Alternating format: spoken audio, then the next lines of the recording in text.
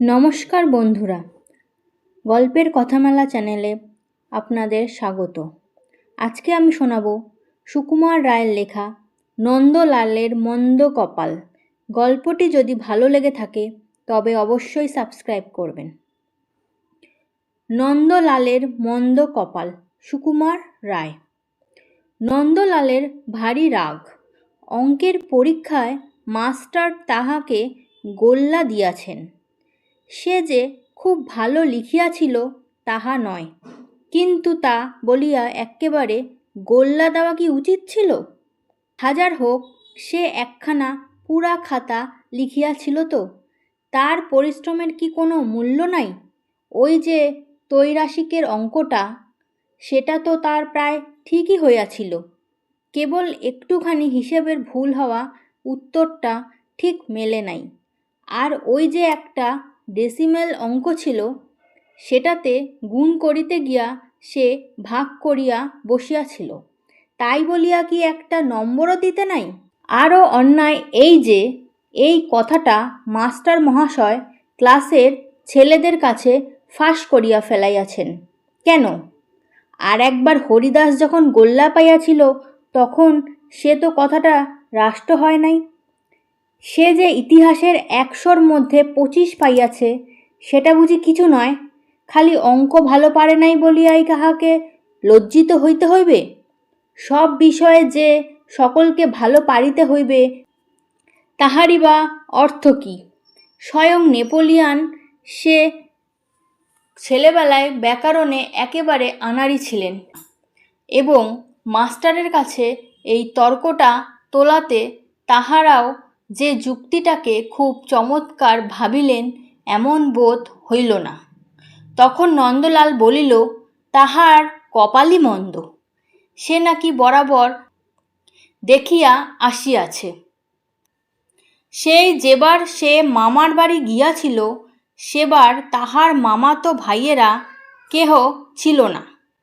ছিলেন এক বদমেজাজি মেশো। তিনি উঠিতে বসিতে কেবল ধমক আর শাসন ছাড়া আর কিছুই জানিতেন না। তাহার ওপর সেবার এমন বৃষ্টি হইয়াছিল, একদিনও ভালো করিয়া খেলা জমিল না, কোথাও বেড়ানো গেল না। এই জন্য পরের বছর যখন আর সকলে মামার বাড়ি গেল, তখন সে কিছুতেই যাইতে চাইল না। কোন রাজার দলের সঙ্গে 25টি হাতি আসিয়াছিল, আর বাজি যা পোড়ানো হইয়াছিল সে একেবারে আশ্চর্য রকম। নন্দলালের ছোট ভাই যখন বারবার উৎসাহ করিয়া তাহার কাছে এই সকলের বর্ণনা করিতে লাগিল, তখন নন্দ তাহাকে এক চড় মারিয়া বলিল, যা যা, মেলা বক বক করিস নে। তাহার কেবলই মনে হইতে লাগিল সেবার সে মামার বাড়ি গিয়াও ঠকিল, এবার না গিয়াও ঠকিল। তাহার মতন কপাল মন্দ আর কেহ নাই। স্কুলেও ঠিক তাই, সে অঙ্ক পারে না, অথচ অঙ্কের জন্য 2-1টা প্রাইজ আছে। এদিকে ভূগোল ইতিহাস তাহার কণ্ঠস্থ, কিন্তু ওই 2টার একটাতেও প্রাইজ নাই। অবশ্য সংস্কৃততে সে নেহাত কাঁচা নয়, ধাতু প্রত্যয় বিভক্তি সব চটপট মুখস্থ করিয়া ফেলে। সেটা করিলে কি পড়ার বই আর অর্থ পুস্তকটাকেও সরগর করিতে পারে না? ক্লাসের মধ্যে ক্ষুদিরাম একটু আধটু সংস্কৃত জানে, কিন্তু তাহা তো বেশি নয়। নন্দলাল ইচ্ছা করিলে কি তাহাকে হারাইতে পারে না?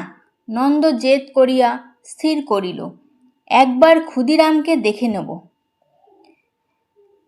ছোকরা এবছর সংস্কৃতের প্রাইজ পেয়ে ভারী দেমাক করছে, আবার অঙ্কের গোল্লার জন্য আমাকে খোঁটা দিতে এসেছিল। আচ্ছা, এবার দেখা যাবে। নন্দলাল কাহাকেও কিছু না জানাইয়া সেই দিন হইতেই বাড়িতে ভয়ানকভাবে পড়িতে শুরু করিল, কিন্তু ক্লাসের ছেলেরা এ কথার বিন্দু বিসর্গও জানে না। পণ্ডিত মহাশয় যখন ক্লাসে প্রশ্ন করেন, তখন মাঝে মাঝে উত্তর জানিয়াও সে চুপ করিয়া মাথা চুলকাইতে থাকে। এমনকি কখনো ইচ্ছা করিয়া 2-1টা ভুল বলে পাছে ক্ষুদিরাম তাহার পড়ার খবর টের পাইয়া আরও বেশি করিয়া পড়ায় মন দিতে থাকে। তাহার ভুল উত্তর শুনিয়া ক্ষুদিরাম মাঝে মাঝে ঠাট্টা করে। নন্দলাল তাহার কোনো জবাব দেয় না, কেবল মুচকি হাসে আর ভাবে পরীক্ষার সময় অমনি ভুল করলেই এবার ওকে সংস্কৃতের প্রাইজ আর পেতে হবে না। ওদিকে ইতিহাসের ক্লাসে নন্দলালের প্রতিপত্তি কমতে থাকে, কারণ ইতিহাস আর ভূগোল নাকি একরকম শিখিলেই পাশ করা যায়। তাহার জন্য নন্দর কোনো ভাবনা নাই। তাহার সমস্ত মনটা রহিয়া আছে ওই সংস্কৃত পড়ার ওপরে, অর্থাৎ সংস্কৃত প্রাইজটার ওপরে। একদিন মাস্টারমশাই বলিলেন, কি হে নন্দলাল, আজকাল বুঝি বাড়িতে কিছু পড়াশোনা করো না? সব বিষয়ই সে তোমার এমন দুর্দশা হচ্ছে, তার অর্থ কী? নন্দ আরেকটু হইলে বলিয়া ফেলিত, আজ্ঞে সংস্কৃত পড়ি, কিন্তু কথাটাকে হঠাৎ সামলাইয়া আজ্ঞে সংস্কৃত নয় বলিয়াই সে থতমত খাইয়া গেল। ক্ষুদিরাম তাড়াতাড়ি বলিয়া উঠিল, কই, সংস্কৃতও তো কিছু পারে না। শুনিয়া ক্লাস শুদ্ধ ছেলে হাসিতে লাগিল।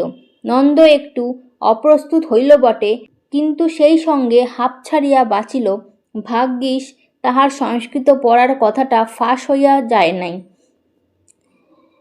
দেখিতে দেখিতে বছর কাটিয়া আসিল। পরীক্ষার সময় প্রায় উপস্থিত। সকলে পড়ার কথা, পরীক্ষার কথা আর প্রাইজের কথা বলাবলি করিতেছে। এমন সময় একজন জিজ্ঞাসা করিল, কি হে নন্দ, এবার কোন প্রাইজটা নিচ্ছ? ক্ষুদিরাম নন্দর মতো গলা করিয়া ঘাড় নাড়িয়া বলিল, আজ্ঞে সংস্কৃত। না, সংস্কৃত নয়। সকলে হাসিল। নন্দও খুব উৎসাহ করিয়া সেই হাসিতে যোগ দিল। মনে ভাবিল, বাছাধন, এ হাসি আর তোমার মুখে বেশি দিন থাকছে না। যথাসময় পরীক্ষা আরম্ভ হইল, যথাসময় শেষ হইল। পরীক্ষার ফল জানিবার জন্য সকলে আগ্রহী করিয়া আছে। নন্দও রোজ নোটিশ বোর্ডে গিয়া দেখে তাহার নামে সংস্কৃত প্রাইজ পাওয়ার কোনো বিজ্ঞাপন আছে কি না।